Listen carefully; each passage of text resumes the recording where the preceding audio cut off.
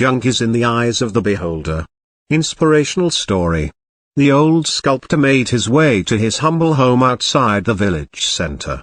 On his way he passed the great white mansion of the plantation owner who, with his field workers, was felling one of the age-old trees.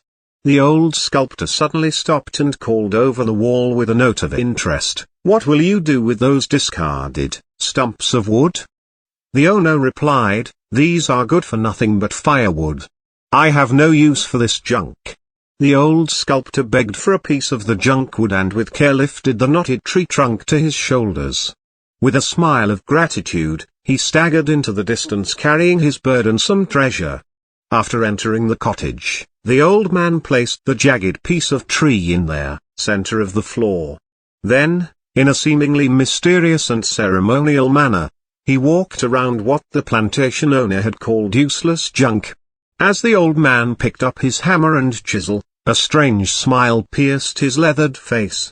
Attacking the wood, he worked as though under a mandate to set something free from the gnarled, weathered trunk.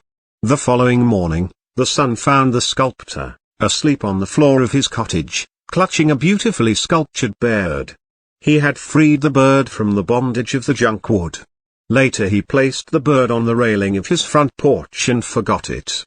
Weeks later the plantation owner came by to visit.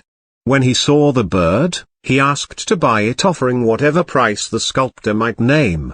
Satisfied that he had made an excellent bargain, the gentleman walked away, hugging the newly acquired treasure.